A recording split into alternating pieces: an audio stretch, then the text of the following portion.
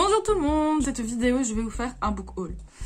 Ne partez pas en courant, pour une fois ce book haul est vraiment petit, je vous le jure.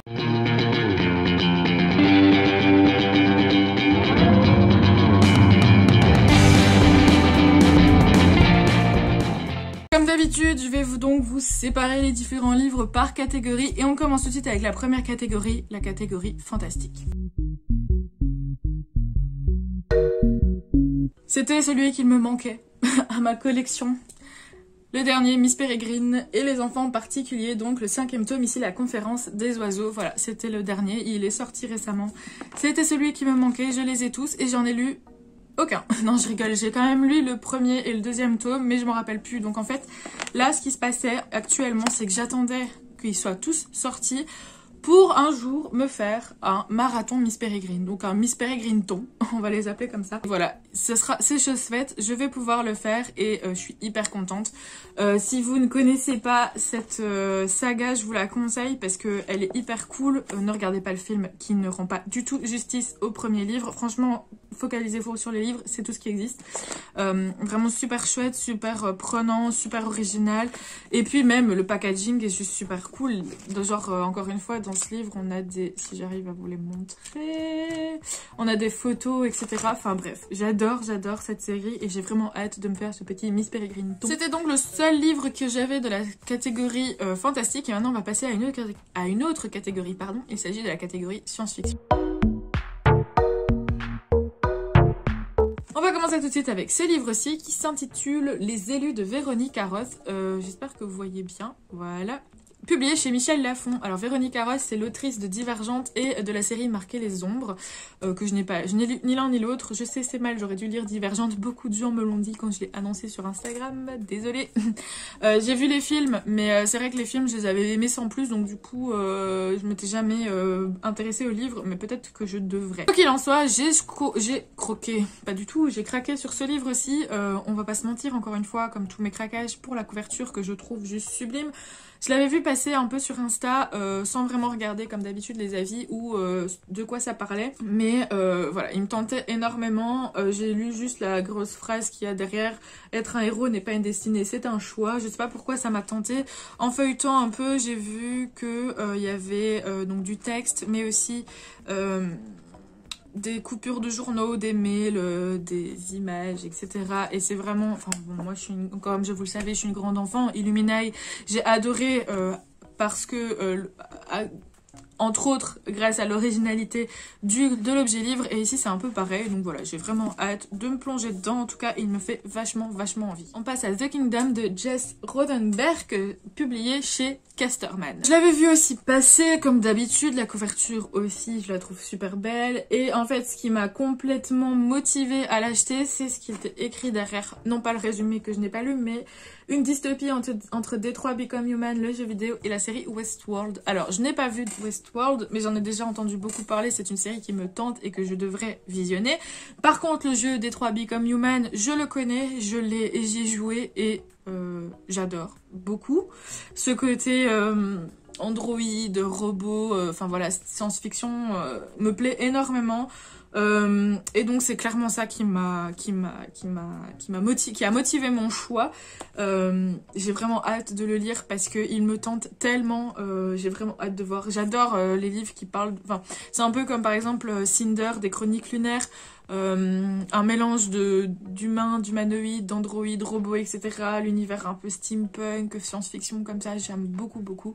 Donc, je suis contente de l'avoir et j'ai vraiment hâte de me plonger dedans. Et enfin, le dernier de la catégorie fantastique, il s'agit de Red Rising de Pierce Brown.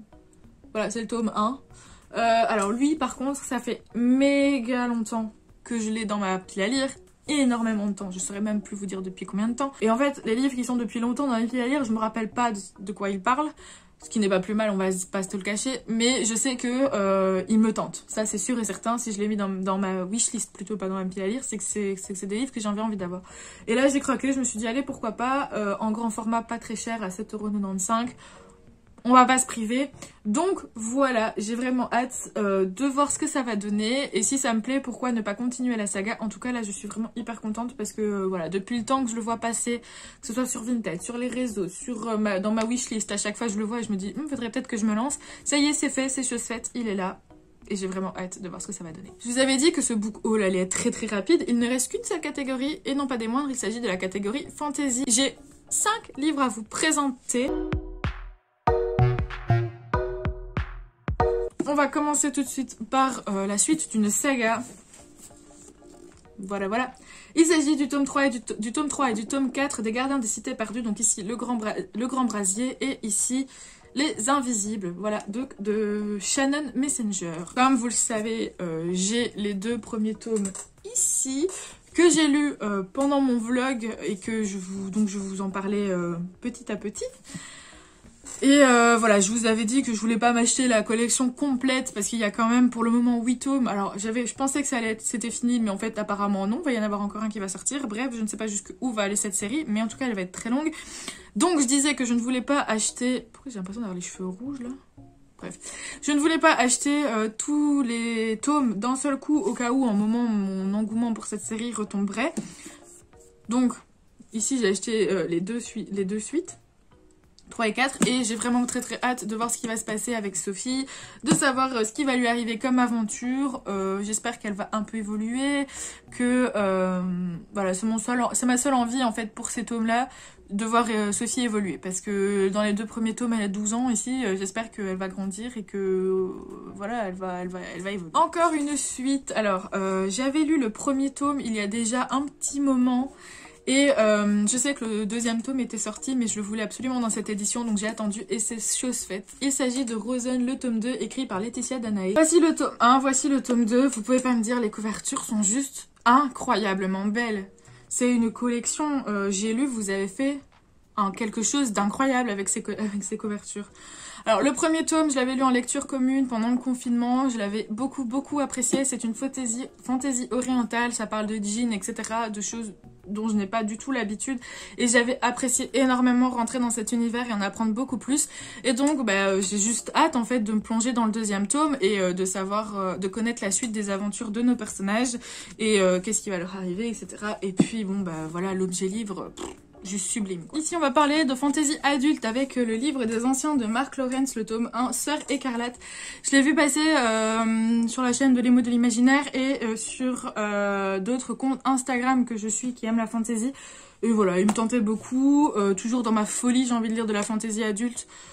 Je l'ai acheté et j'ai vraiment hâte de me plonger dedans. Encore une fois, je ne sais pas de quoi ça parle. Est-ce que c'est étonnant? Non, pas du tout. Je vais arrêter de vous le dire parce que de toute façon, à un moment, vous allez bien comprendre que je lis pas les résumés.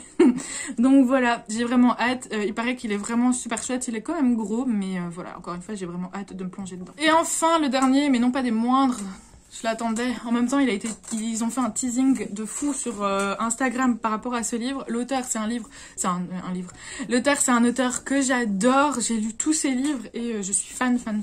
Il s'agit de Vampiria, la cour des ténèbres, le tome 1 de Victor Dixon.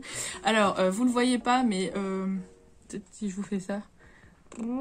Là-haut, vous voyez, il y a tout, mais Victor Dixon avec Phobos Cogito et Extincta. Voilà, on s'en remet bien. Parfait.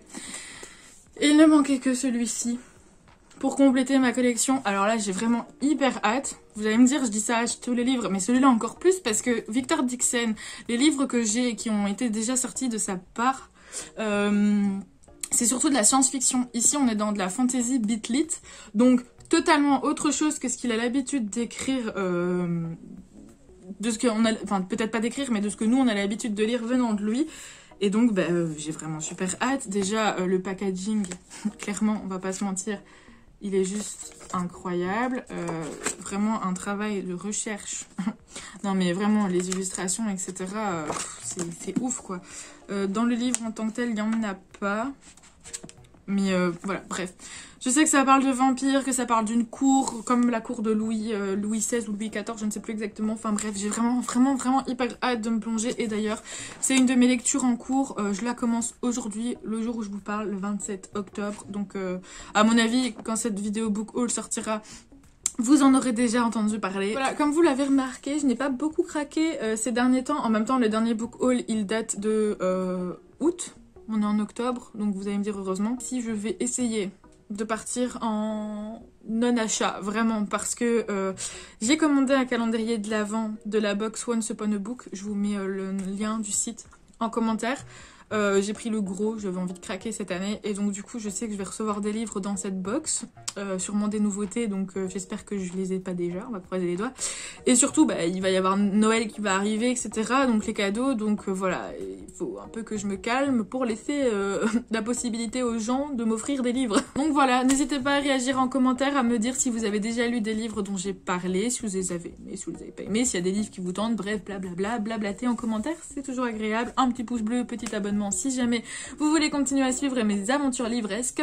Je vous souhaite de passer une très belle journée et de très bonnes lectures. Moi je vous dis à la semaine prochaine, même heure, même endroit. Et en attendant, portez-vous bien.